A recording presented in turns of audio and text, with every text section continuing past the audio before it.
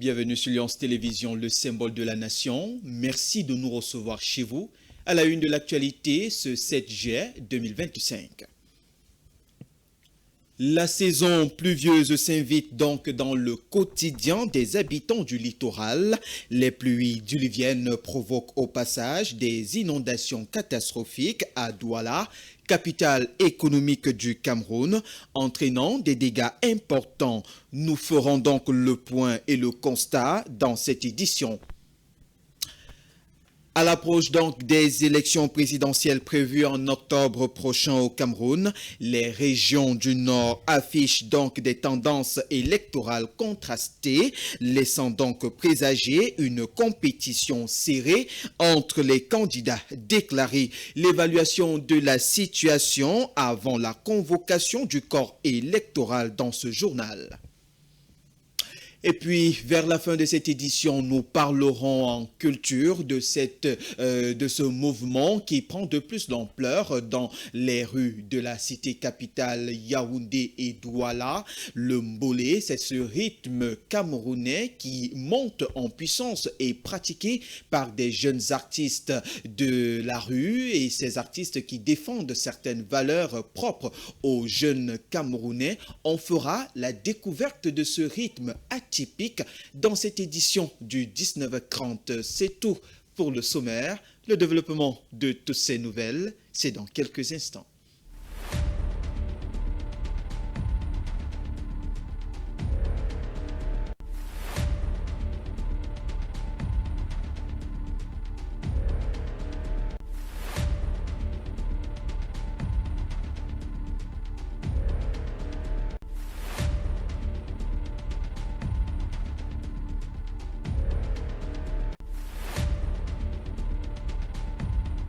Bienvenue une fois de plus sur les antennes de Lyon Télévision, le symbole de la nation. Ouvrons cette édition avec cette actualité en train, avec la préparation de l'élection présidentielle prévue en octobre 2025. Le Grand Nord Cameroun, une région clé pour l'élection présidentielle de 2025, se caractérise comme ceci par de grandes diversités de choix politiques défiant donc les pronostics.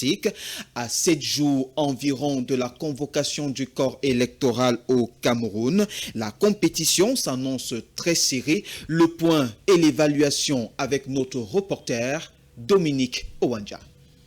Le président de l'Union démocratique pour le progrès, le ministre d'État, ministre en charge du tourisme et des loisirs, Belokba Maïgari, au nom d'une alliance entre son parti et le Rassemblement démocratique du peuple camerounais, s'est lancé dans la course à la présidentielle d'octobre prochain. C'était au cours d'une convention du comité central de son parti à Yaoundé. En vous remerciant d'être si nombreux à avoir assisté pour témoigner, notre parti, l'Union nationale pour la démocratie et le progrès, a été convié à prendre cette décision en ce qui concerne. Une décision qui marque aussi la rupture avec le président Paul Biya. Dès l'entame des travaux qui se sont déroulés à huis clos, Belokba Maïgari a annoncé que l'Union nationale pour la démocratie et le progrès participera dans les prochains mois aux différents scrutins attendus au Cameroun. De la parole aux actes, la candidature de l'ancien Premier ministre,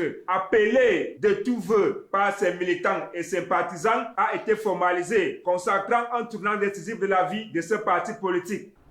Il m'a été demandé de présenter un candidat à l'élection présidentielle. Il m'a été demandé de me présenter, ce que beaucoup de militants de notre parti depuis l'année dernière me demandaient.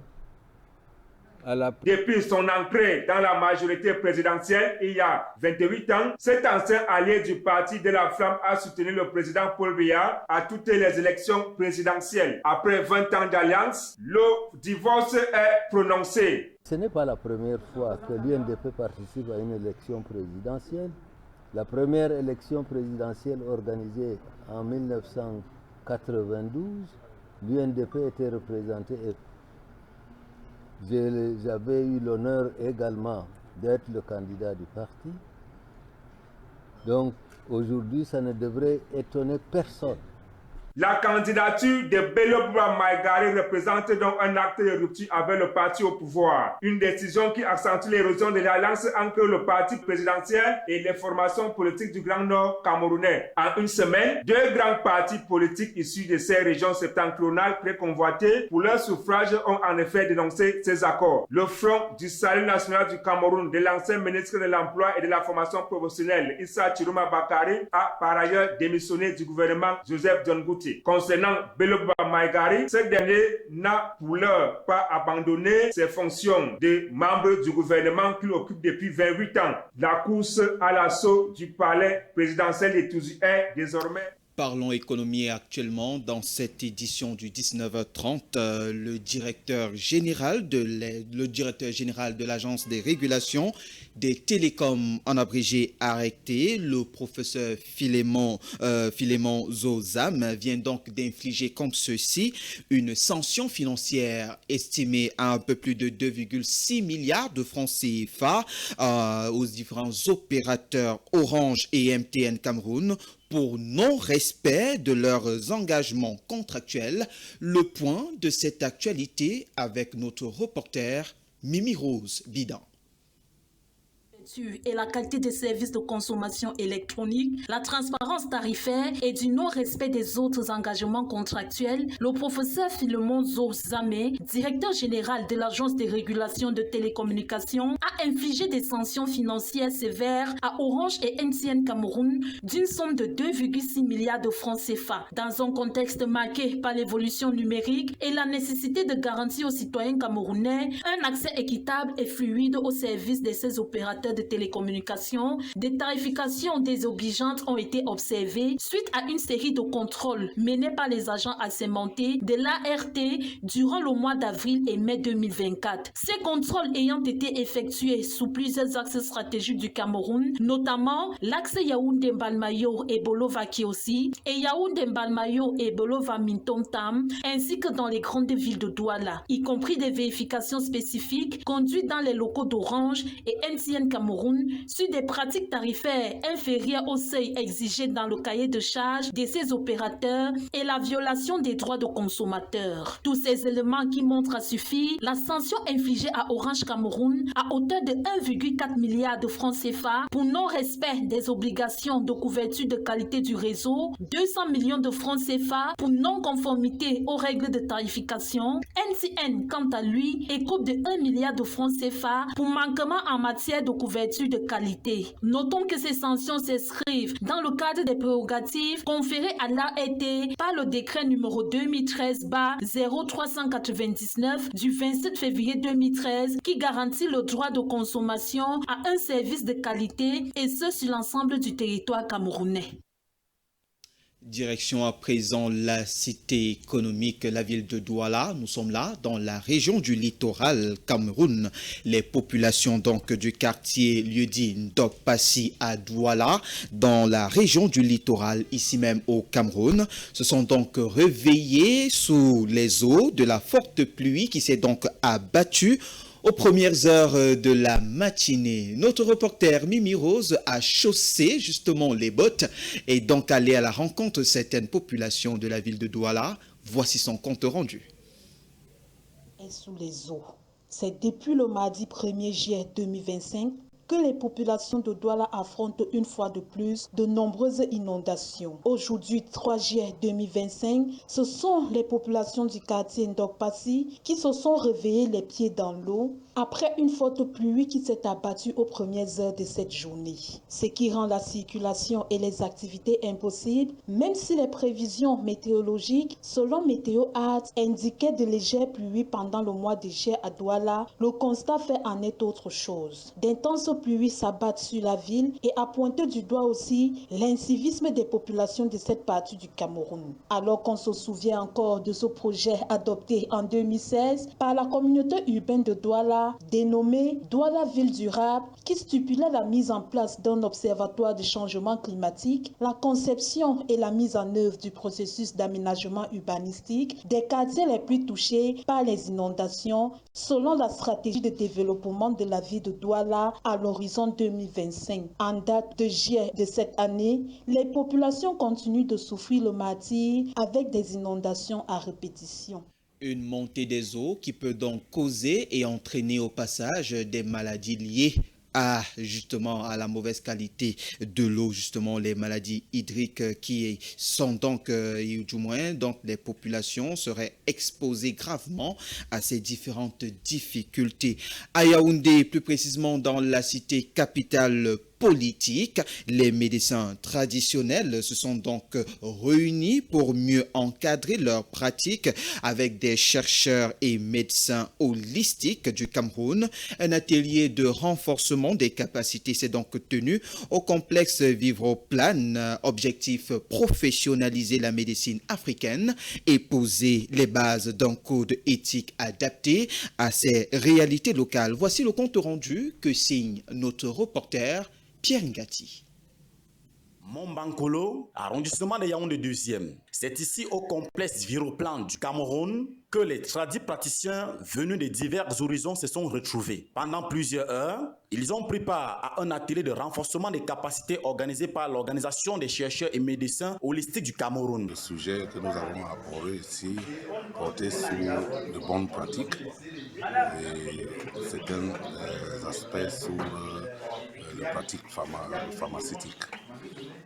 Et comment les tradis praticiens peuvent employer de bonnes manières pour faire en sorte que les personnes qui nous visitent, besoin de nos traitements, de nos produits naturels, peuvent rentrer satisfaits. Nous avons aussi reçu des panélistes qui sont venus de Douala et d'autres qui sont à Paris qui ont intervenu par Zoom. À la manœuvre, le docteur Bohono Ongoko Jacques-Edouard, président fondateur de l'Organisation des chercheurs et médecins holistiques du Cameroun. Il pose les bases d'une médecine intégrative, humaine, respectueuse et enracinée dans les valeurs africaines. Au cœur des échanges, la nécessité de repositionner la médecine holistique dans un cadre moral et légal solide. Les encadreurs insistent sur le respect de la dignité humaine, du respect professionnel et la lutte contre les dérives pseudo-spirituelles ou commerciales. Cet atelier de renforcement des capacités vient à point nommé pour accompagner les acteurs de la médecine traditionnelle et holistique, dans la mesure où cet atelier leur permettra d'avoir notamment des compétences dans l'éthique et la déontologie, surtout dans ce domaine qui aujourd'hui est reconnu par la loi du 23 décembre 2024 qui a été promulguée par notre président de la République. Et je crois qu'à travers donc cet atelier que nous organisons déjà dans toutes les régions du Cameroun et aujourd'hui nous sommes à Yaoundé, qui permettra à ce que ces acteurs-là puissent devenir donc des personnes bien formées, des personnes qui possèdent une éthique et qui peuvent aussi transmettre dans le savoir qu'ils ont reçu. Et je pense que nous n'allons pas nous arrêter là. Et à travers l'Organisation des chercheurs médecins holistiques aujourd'hui, qui est une organisation qui est basée uniquement dans l'accompagnement des acteurs et aussi dans la mise sur pied des médicaments traditionnels améliorés de qualité, permettra donc à ce que tous ces acteurs-là aujourd'hui qui ont été présents puissent avancer et devenir les meilleures versions d'elles-mêmes dans le domaine de la médecine holistique. Les participants ont également plaidé pour une meilleure reconnaissance institutionnelle et un cadre juridique qui protège les tradis praticiens tout en garantissant l'éthique de leurs pratiques. Je remercie vraiment la vision de ces formations continues parce que ça entre dans des articles du projet de loi qui consiste à faire des formations continues pour renforcer les capacités des acteurs camerounais. Et j'ai abordé dans la formation l'aspect de la collaboration avec la médecine pour une meilleure intégration de la santé. Je pense que la médecine traditionnelle aujourd'hui est une médecine vraiment qui se veut panafricaine parce qu'en tant que médecine panafricaine, les acteurs au niveau de tous les pays doivent se regrouper pour faire valoir les avantages des médecins. Et avec une meilleure collaboration, on pourra mieux prendre en charge de manière globale les patients, pas seulement se focaliser sur un symptôme, mais également en se focalisant sur la vision holistique, c'est-à-dire en tenant compte de l'âme, de l'esprit, du corps, de l'environnement, du patient. En clôture, une distinction symbolique de chasuble d'honneur remis au docteur Peliengo Jidjun et le docteur Tengfat pour leur engagement et leur exemplarité dans la promotion de la médecine holistique. Pour les participants, une chose est claire, la sagesse ancestrale et la science moderne ne sont pas opposées. Ensemble, elles peuvent bâtir une médecine africaine plus humaine, plus respectueuse et durable. La période donc des grandes vacances bat son plein sur tout l'étendue du territoire national. Les grandes vacances sont donc ces moments particuliers pendant lesquels les élèves du primaire et du secondaire s'attellent donc à plusieurs exercices et voire des métiers, assistent même aussi à des cours de vacances et prennent part pour certains à des activités de loisirs. C'était également l'occasion pour les jeunes vacanciers, un moment idoine pour certains, de se lancer dans des activités génératrices de revenus pour aider à la préparation de la prochaine rentrée scolaire qui arrive à grands pas. D'autres choisissent les grandes métropoles, par contre, d'autres estime qu'il est important d'aller passer ces moments en campagne. Dominique Owanja, notre reporter, nous fait l'économie de cette actualité. Suivons-le dans cet élément. Les grandes vacances sont désormais là, période pendant laquelle les élèves de la maternelle, du primaire, du secondaire et du supérieur profitent pour exercer les petits métiers après 9 mois de classe. Pendant ces grandes vacances, le lundi, le mardi et le mercredi, on passe notre temps d'ailleurs à jouer aux cartes, à la marelle et au ludo. Ça se passe bien. Et on revient pour suivre la télé. Et le mercredi et le mardi et le jeudi, on va au cours d'anglais pour aller faire des cours. Pour que ça nous aide dans la vie.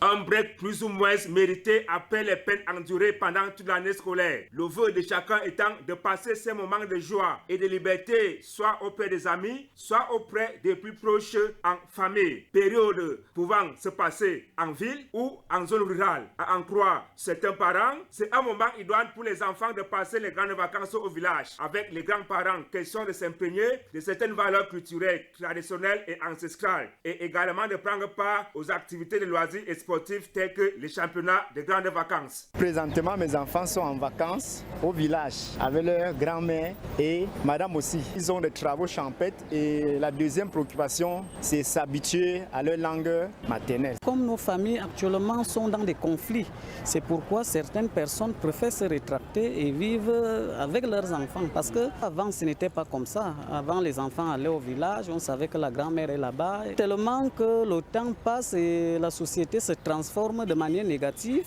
les gens ont peur. D'autres, par contre, préféreraient que leur progéniture passe les grandes vacances dans les grandes métropoles. Ceci constitue un lieu par excellence de l'exercice de certaines activités génératrices de revenus. Activités leur permettant de couvrir les frais de scolarité dans le souci de mieux préparer la future rentrée scolaire. C'est que les temps sont devenus durs. Il faut aussi envoyer l'enfant à l'eau chercher l'argent pour aussi pouvoir m'aider aussi à acheter les cahiers, les chaussures et tout. Tu ne peux pas rester sur place comme ça, tu joins les deux bouts. Il faut aussi que l'enfant aille aussi. Plus que tu achètes la marchandise beaucoup, plus tu as beaucoup de bénéfices. C'est comme ça. On vient aider maman si elle est fatiguée, si elle a besoin du repos, on vient l'aider. Surtout si c'est notre chantier de vacances. Souvent c'est maman qui va. Pendant cette période de grandes vacances, je l'ai remplacé pour mon chantier de vacances. Si du point de vue économique et structurel, c'est une période de lourde responsabilité pour les parents, l'on ne devrait-il pas éviter de soumettre les enfants aux tels exercices car c'est une violation flagrante des droits et des libertés fondamentales des enfants tels que préconisés par l'Organisation des Nations Unies pour l'enfant. 19h50 dans le département de la Vallée du Thème. Nous sommes là dans la région du Sud Cameroun. Merci de suivre le 19h30 sur les antennes de Lyon Télévision. Ouvrons à présent la page étrangère. Les 6 et 7 juillet 2025, les dirigeants des pays membres du groupe BRICS se sont donc réunis à Rio de Janeiro pour ce sommet consacré à la gouvernance mondiale, aux questions économiques et à la transition climatique. Ce sommet se tient donc dans le contexte d'élargissement du bloc et aussi avec la participation de nouveaux membres et qui permet d'examiner comme ceci les perspectives nouvelles de coopération entre les pays du Sud. Notre reporter Pierre Ngati nous donne le compte rendu de cette actualité. Suivons cet élément.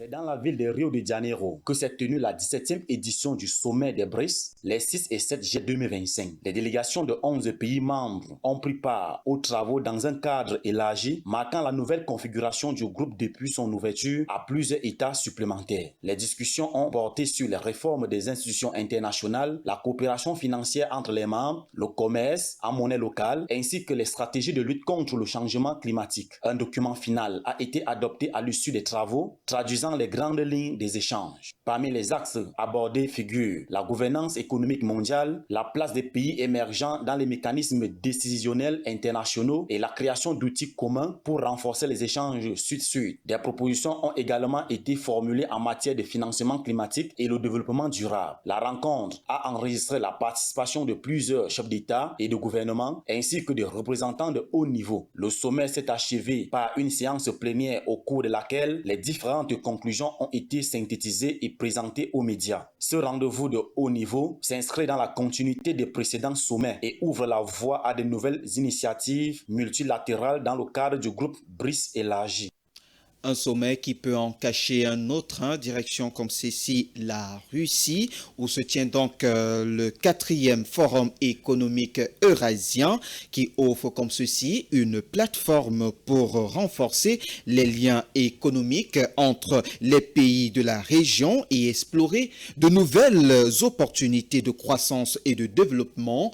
Plus de détails dans ce reportage que nous proposent nos correspondants de RT-TV depuis Moscou. Un large programme est prévu sous l'égide de cet événement regroupant les dirigeants des États membres de l'Union économique eurasiatique ainsi que les chefs des délégations internationales. Le président russe Vladimir Poutine a pris la parole lors de la session plénière du forum consacré aux perspectives de l'intégration eurasienne.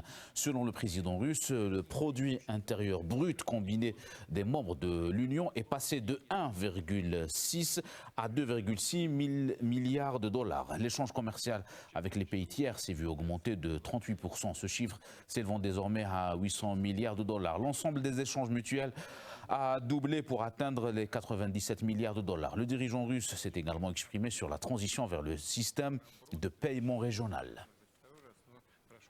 Tout le monde le sait, ce n'est un secret pour personne qu'une part importante de nos réserves de change est gelée dans les banques occidentales.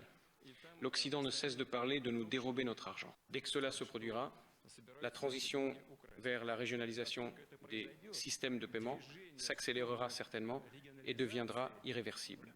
Dans l'ensemble, ce sera une évolution bénéfique pour l'économie. Et dans l'actualité, parlons de cette guerre qui oppose la Russie à l'Ukraine. Le processus qui vise à aboutir à un cessez-le-feu est en train de prendre corps progressivement d'après les pourparlers et les interventions de la Maison-Blanche des États-Unis d'Amérique. Le président Vladimir Poutine et son homologue de l'Ukraine, Volodymyr Zelensky, ont procédé il y a quelques jours et quelques heures seulement à l'échange des prisonniers de guerre. Voici l'élément que propose notre correspondant de RT-TV dans lequel vous pouvez donc voir plus de précisions. Reportage. La Russie et l'Ukraine ont effectué un nouvel échange de prisonniers de guerre dans le cadre des accords conclus à Istanbul le 2 juin. Rappelons qu'au début juin, les délégations russes et ukrainiennes ont convenu d'échanger des prisonniers de guerre gravement blessés et des gens de moins de 25 ans. Les échanges des prisonniers de guerre précédents se sont tenus les 9, 10, 12, 14, 19 et 20 juin. Et je vous propose d'écouter les témoignages des soldats russes libérés dans le cadre de l'échange d'aujourd'hui. Merci de m'avoir accueilli. Je vais voir mes proches. Tout ira bien maintenant. Je voudrais remercier tous ceux qui ont contribué à notre libération. Je voudrais dire bonjour à ma femme et à mes enfants. Je vais bien. On m'a bien accueilli, on m'a donné des vêtements, tout est très bien. La victoire sera à nous, tout ira bien. Les résultats du deuxième cycle de négociations à Istanbul ne se limitent pas à cela. Moscou a remis à Kiev 6060 corps de soldats ukrainiens en recevant en échange 78 corps de soldats russes morts sur le champ de bataille. La proportion d'échanges de corps avec Kiev saute aux yeux. Nous avons remis 2056 ou 2057 dépouilles à la partie ukrainienne. Elle ne nous a envoyé que quelques dizaines de combattants russes morts. C'est une proportion qui parle d'elle-même, mais c'est quand même un résultat très important. De tels arrangements humanitaires permettent de renforcer progressivement non seulement la confiance mutuelle, mais aussi la détermination à parvenir à des arrangements plus sérieux. Mais la partie ukrainienne a déclaré que toutes les dépouilles transmises à Kiev n'appartiennent pas aux combattants des forces ukrainiennes et que l'Ukraine aurait besoin de 14 mois pour les identifier. Les autorités russes ont expliqué en détail ces accusations. L'Ukraine va faire durer sa part de travail sur une période indéfinie. L'identification des dépouilles par les autorités ukrainiennes risque de prendre tout le temps qu'elles voudront, surtout s'ils cherchent à la retarder. Le ministre ukrainien de l'Intérieur, Igor Klimenko, comprend parfaitement que l'identification des corps par les autorités ukrainiennes, la recherche des proches des morts et la remise des dépouilles à ces derniers entraîneront la nécessité de verser d'énormes indemnités aux proches des soldats ukrainiens décédés. Cela n'a aucun intérêt ni pour Klimenko, ni pour Zelensky, ni pour le reste de la camarilla de Kiev qui veulent donner un aller simple à leurs militaires et que personne ne retrouve jamais leur corps une fois leur sanglante mission accomplie. Si la reprise des négociations directes entre Moscou et Kiev proposée par Vladimir Poutine est saluée par Washington, les pays européens ne semblent pas en être contents. Les commentaires venant des capitales européennes que nous entendons constamment cherchent à altérer la teneur des négociations, à déformer le sens que la partie russe, en tout cas, donne à ces négociations et les objectifs qu'elles se fixent. À part les accords sur donc les échanges de prisonniers de guerre et des dépouilles de soldats, les deux parties ont échangé des mémorandums sur un cessez-le-feu et la résolution pacifique du conflit. En ce qui concerne la position russe, elle demande la reconnaissance internationale de la Crimée, des républiques populaires de Donetsk et de Lugansk et des régions de Kherson et de Zaporozhye comme territoire russe, le retrait des troupes ukrainiennes de ces régions, la neutralité de l'Ukraine et les élections du président et des députés de la Rada ukrainienne, ainsi que la renonciation aux revendications mutuelles des pays pour des dommages causés lors des combats. Mais selon Dmitry Peskov, un échange de vues sur les mémorandums échangés à Istanbul n'a actuellement pas lieu.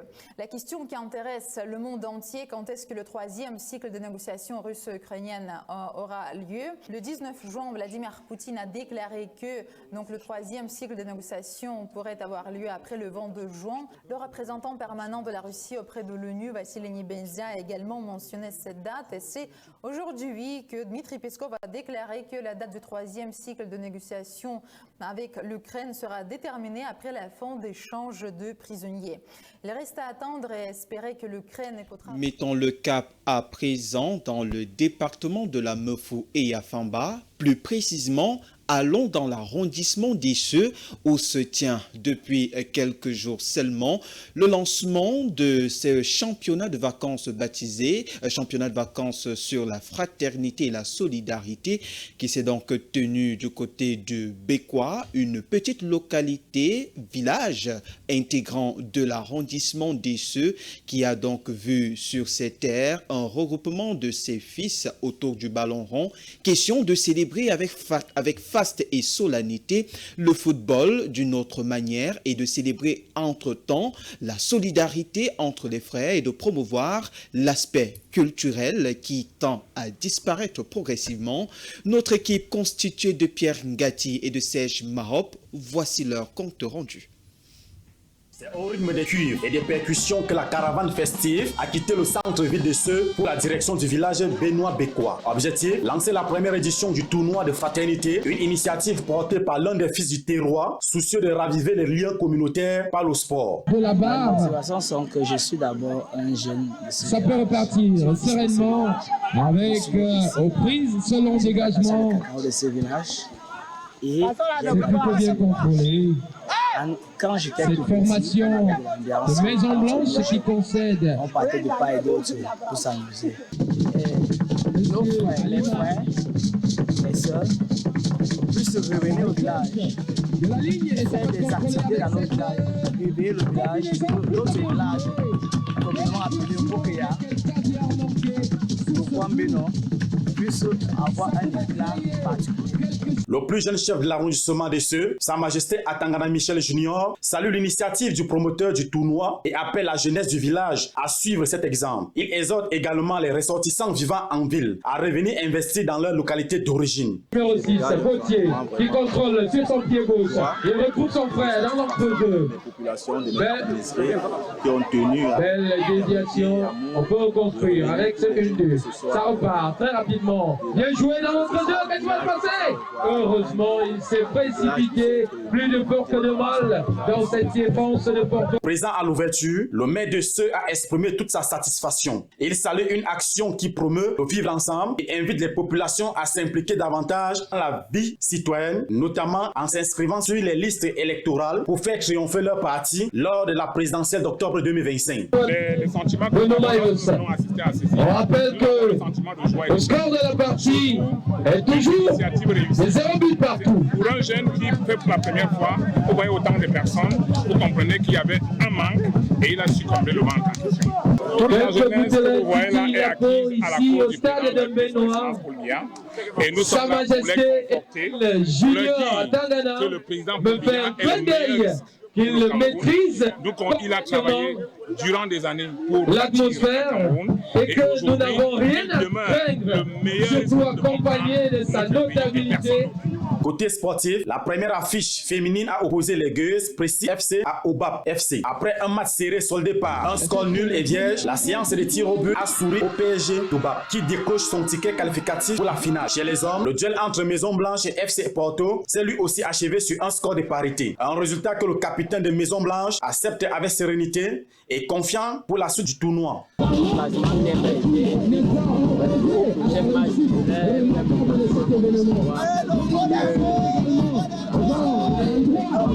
Les populations, venues nombreuses soutenir leurs équipes, n'ont pas caché leur enthousiasme. Elles remercient chaleureusement le promoteur du championnat et promet les récompenses aux meilleurs acteurs à l'issue de la compétition.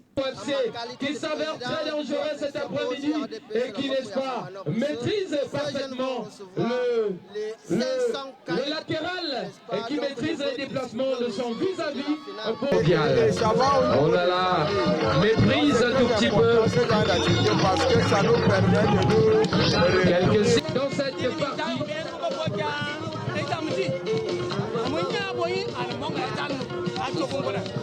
C'est rapidement joué de l'intérieur par le 7.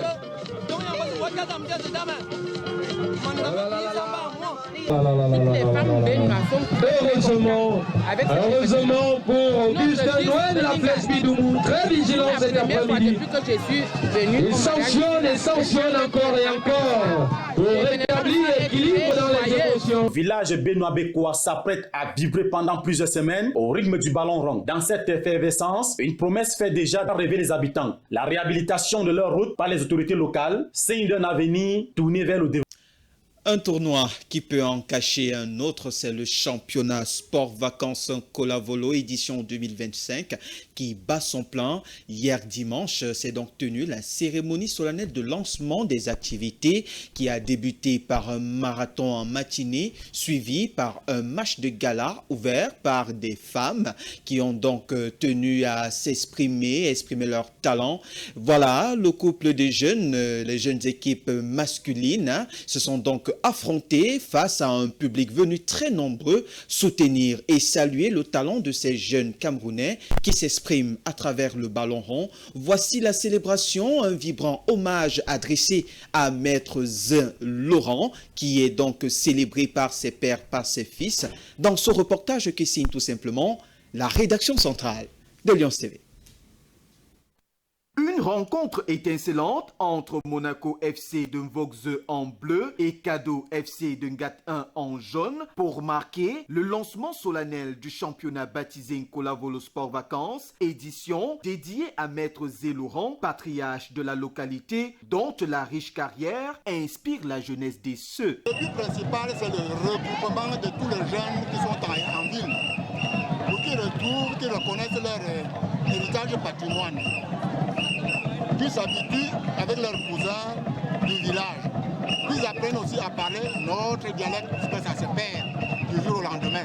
Parce que vous-même là, si je vous pose la question en néerlandais, vous aurez des problèmes pour répondre. Quand cela ne tienne. Vraiment, et ça fait que chacun a la nostalgie de rentrer chez soi. Parce qu'on est bien reçu, bien nourri, bien conseillé qu'autour de ses parents. La pelouse dénudée du mythique stade de la paroisse Saint-Jean d'Nkola-Volo est prise d'assaut cet après-midi par les populations, chefs traditionnels et surtout la présence du maire de la ville d'Esseux et de son premier adjoint, par ailleurs fils et filles très aimés de la localité. La symbolique ici voudrait que chaque année nous avons toujours vécu des activités de vacances en Nkola-Volo. Nos aînés dont nous célébrons aujourd'hui le mérite, le papa de Laurent, n'est-ce pas, nous ont donné une certaine image. Et nous sommes en train, au cours des années, en train de perpétuer cette image-là. Sous les regards très admiratifs des passionnés du ballon rond, chaleureusement rythmé au son des balafons, l'équipe de Monaco FC s'impose sous un score de 2-0 après plusieurs actions manquées de Cadeau FC. Ça s'est bien passé. Malheureusement, on a été défaillant au niveau du milieu de terrain. La défense aussi. On a bien joué. Bon, ce qui est à venir, c'est qu'on va arranger. Un peu plus tôt en matinée, les activités débutent par un marathon suivi par un match de gala animé par les équipes féminines. D'abord parce que je veux d'abord valoriser notre maire qui est monsieur, qui est de notre village. Si j'ai accepté de jouer, c'est d'abord pour lui, pour son honneur, pour que peut-être les années prochaines qui continuent à faire ceci. Donc, nous avons beaucoup d'activités. Les activités, ce matin, nous avons commencé par un mini-marathon.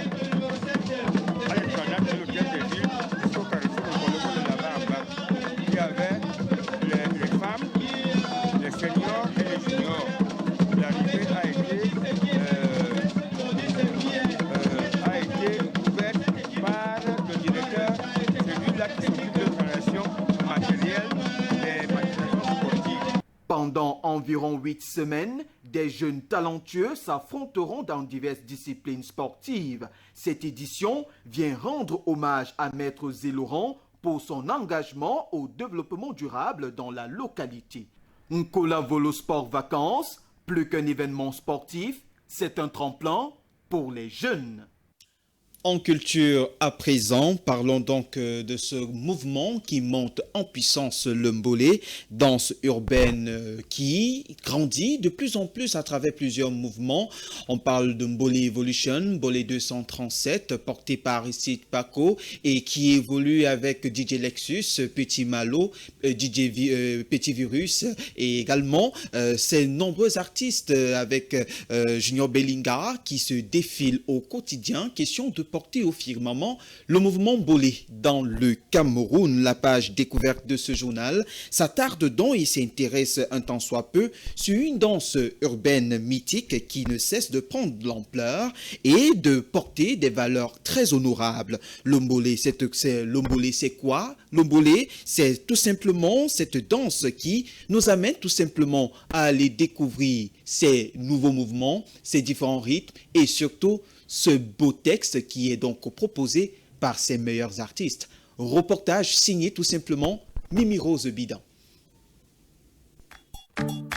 Genre musical urbain né à Yaoundé, plus précisément au quartier Kondongo, dans les années 2000-2010, le Mbolé est un rythme dansant proche du bikouti, du makossa, du hip-hop et d'autres variétés. Le Mbolé est une musique d'animation jouée dans des cérémonies, plus précisément lors des veillées funèbres. L'animation du Mbolé consiste essentiellement en un groupe de chanteurs qui tapent dans les mains et dans d'autres instruments tels que le djembé et le makara, sans oublier des ustensiles tels que des couvercles de marmite, des seaux pour chanter leur quotidien ou pour flatter une tierce personne de leur choix. Né des percusseurs tels que Bertrand Loïc, Aristide Paco et Phil Massinga, le Mbolé a été inspiré d'une de leurs animations populaires. Et à ce titre, plusieurs mélomanes ont décidé d'opter pour ce rythme, à l'instar des rythmeurs ABC avec leur chanson à succès Célébration.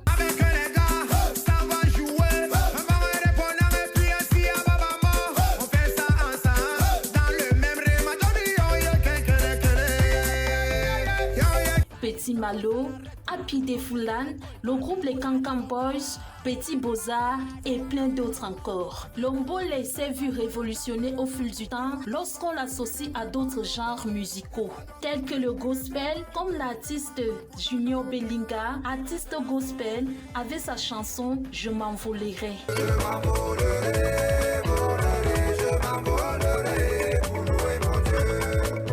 Des danses traditionnelles telles que le makouné et les sani. Lombole érige aussi dans d'autres domaines artistiques tels que le cinéma à travers le film documentaire Lombole du Kwata, réalisé par Yannick Minja en 2022, qui a remporté l'écran du meilleur film long métrage Afrique centrale à la 26e édition du festival Écran Noir. En somme, Lombole est un rythme qui ne cesse de prendre son envol et son ampleur et qui est conseillé à consommer sans modération.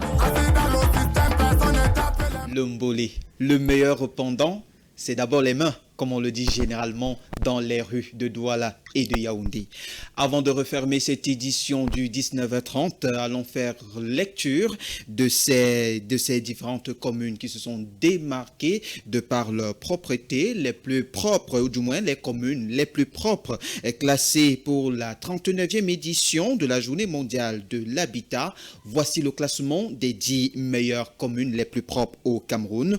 En 10e position, nous avons la commune d'Atok qui remporte la rondelette somme de 20 millions de francs CFA, suivi en 9e position de la commune de Nkumba, premier avec 30 millions de francs CFA. En 8e position, on a la commune de Guidigis qui remporte la rondelette somme de 30 millions de francs CFA, suivi en 7e position de la commune de Ndouk qui se célèbre, ou du moins qui se félicite de cette enveloppe de 40 millions de francs CFA. En 6e position, la commune d'Ayos avec 45 millions. 5e position, la commune du Mayo d'Arlé qui célèbre son enveloppe de 50 millions de francs CFA. En 4e position, nous avons la commune des Bolova, 2e, qui célèbre son enveloppe de 55 millions de francs CFA. En 3e position, nous avons la commune de Garoua, 2e, avec une enveloppe de 60 millions de francs CFA. En 2e position arrive la commune de Bafoussam, 2e, avec cette enveloppe de 70 millions de francs CFA. Et en première position, la commune de Nkonsamba, qui se tarauge et se célèbre avec la rondelette somme, la rondelette enveloppe de 100 millions de francs CFA. Les félicitations du ministre de l'Habitat et du Développement urbain à toutes ces communes qui se sont donc démarquées lors de cette 39e édition de la Journée mondiale de l'habitat célébrée au Cameroun et partout dans le monde entier. Dans la suite de ce 19h30, ouvrons la page spéciale avec cette première édition du festival ethnoculturel des peuples de la forêt, peuples du Sud, baptisé Essoulan-Meillon. Le rendez-vous est donc pris du 30 juillet au 2 août prochain.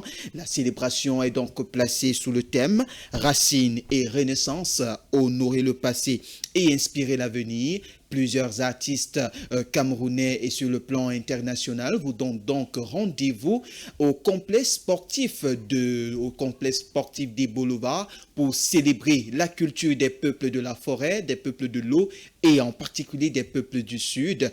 Plusieurs exposants sont donc au rendez-vous. Vous aurez donc la possibilité de déguster les mets typiques du terroir, surtout de la région du Sud de Cameroun. Ce sera également l'occasion de faire de très belles affaires quand on sait que plusieurs exposants vous proposeront des produits made in Cameroun.